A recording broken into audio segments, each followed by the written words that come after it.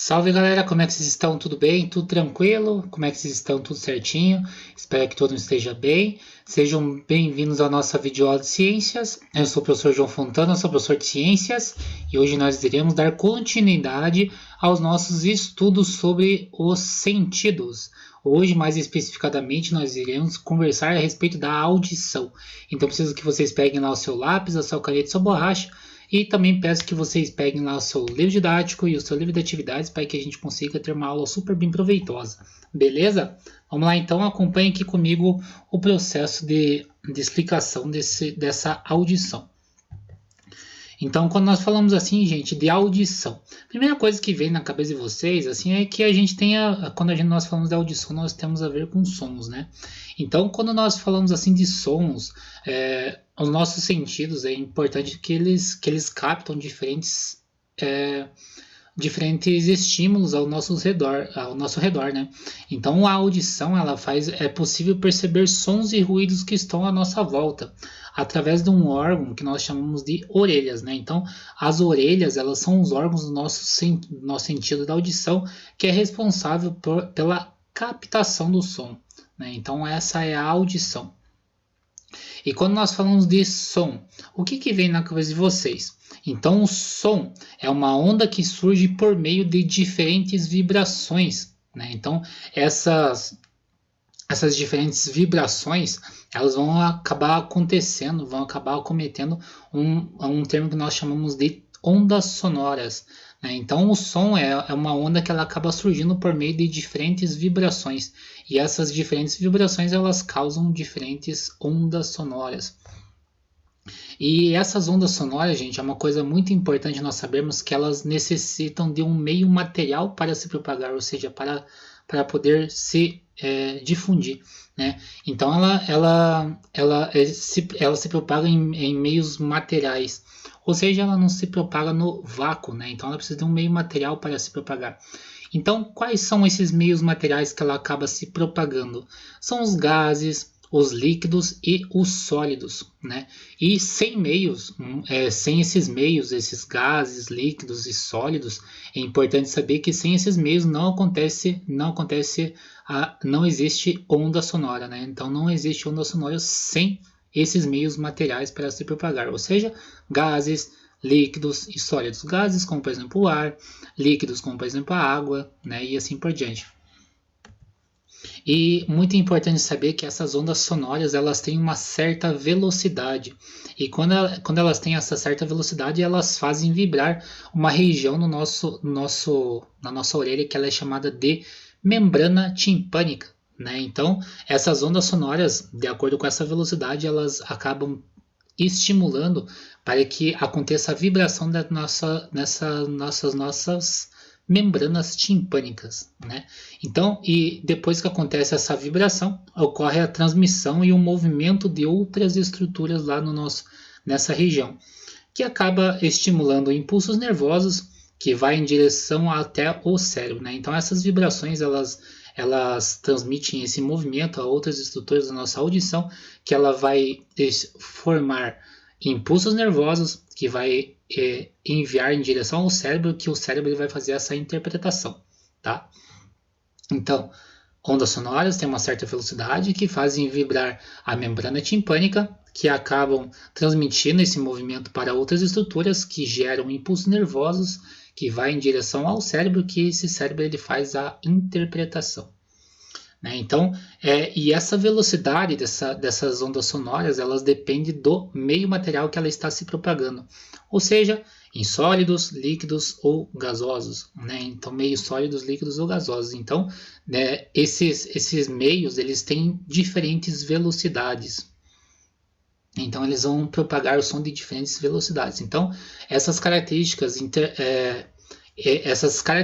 dos meios materiais que ela está se propagando interferem nessa velocidade. Como, por exemplo, algumas características, como, por exemplo, a temperatura e o estado físico. O estado físico, quando nós falamos assim de sólido, líquido ou gasoso, né? Então, a temperatura também pode facilitar ou acabar dificultando. Por exemplo, aqui nós temos um material que é o aço, que o som ele vai se propagar no aço em cerca de 5,2 mil metros por segundo. né? A água vai ser 1.450 metros em 1 segundo.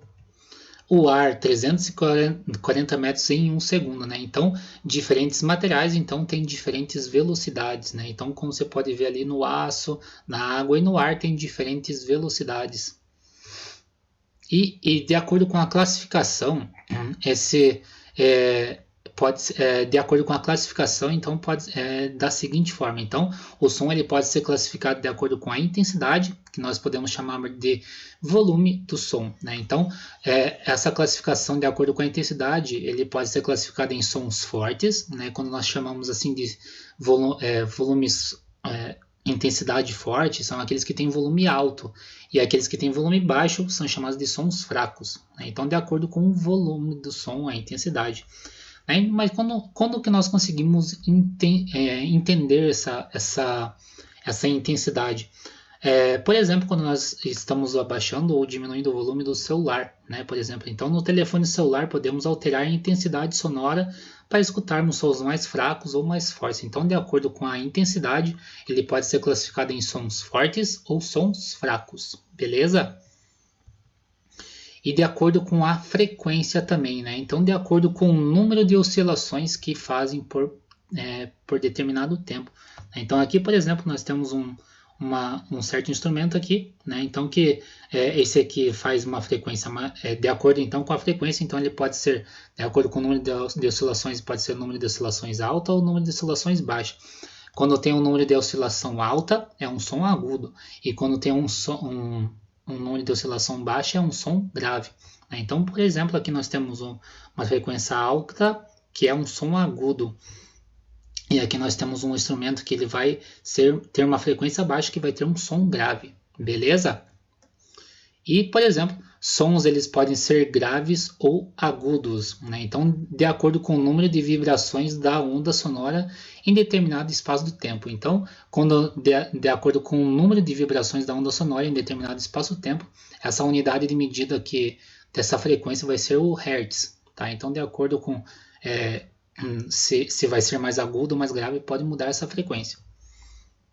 Quando nós chamamos assim da audição humana, né? Então, a audição humana ele consegue ouvir sons que têm uma frequência entre 20 Hz e 20.000 Hz, né? Então, o ser humano ele só consegue ouvir nessa frequência. E de acordo com essa classificação são abaixo disso ou acima disso, então abaixo de 20 Hz são aqueles sons que são chamados de são muito graves, né?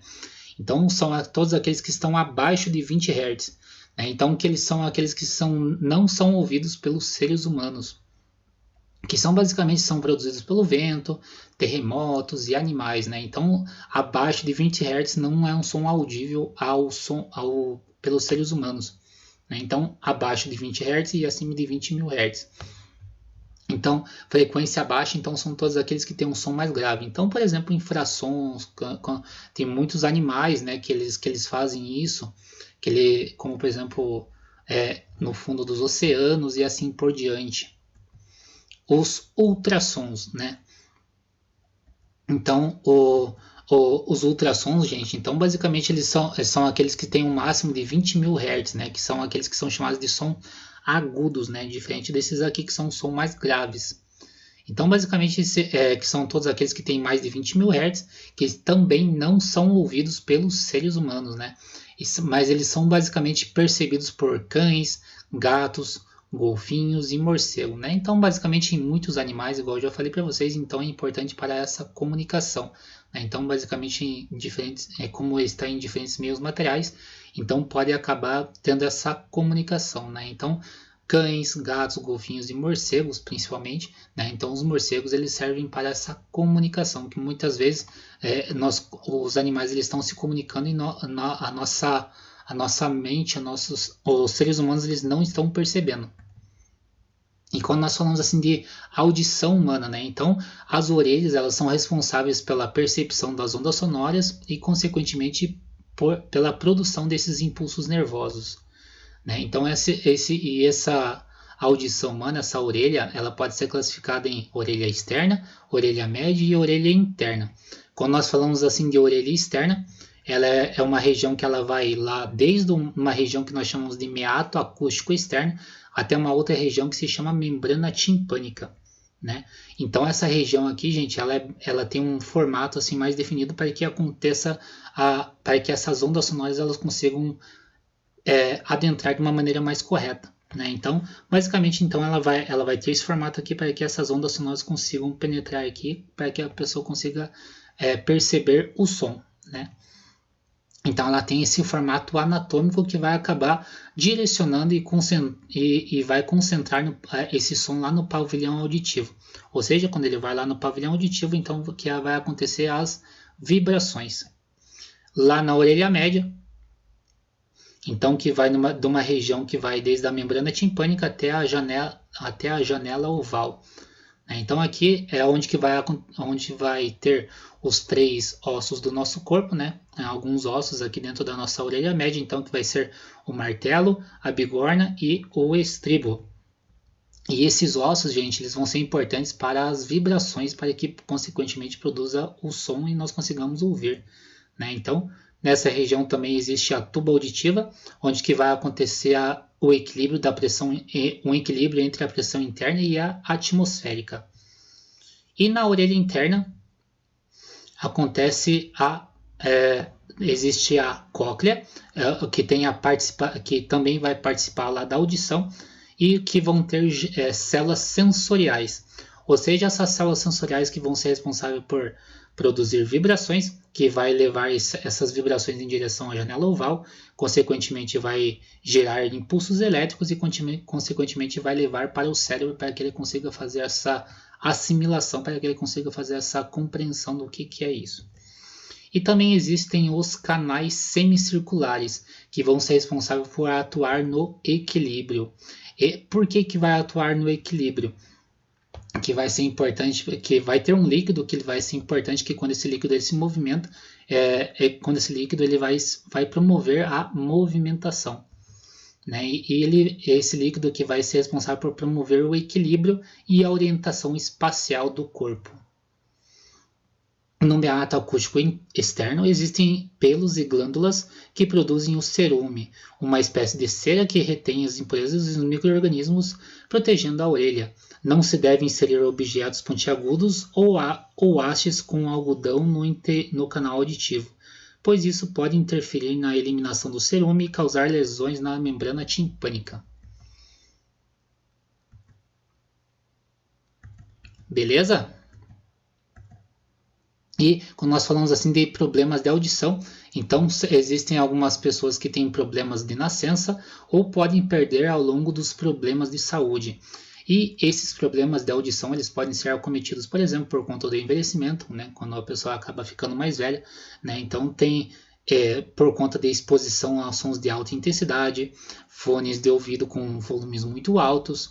E para que aconteça, para ver uma melhor avaliação desses problemas de audição, tem que passar por um médico especialista. Para que, se a pessoa tem algum problema de audição, que ele consiga analisar isso e consiga fazer um tratamento. Ou seja, um tratamento igual esse aqui, uma criança utilizando aparelho auditivo, então não acomete só então, pessoas com mais idade, né? Então tem que fazer um tratamento ou com cirurgia ou com aparelhos. E quando nós falamos assim da língua brasileira de sinais, a Libras, né? Então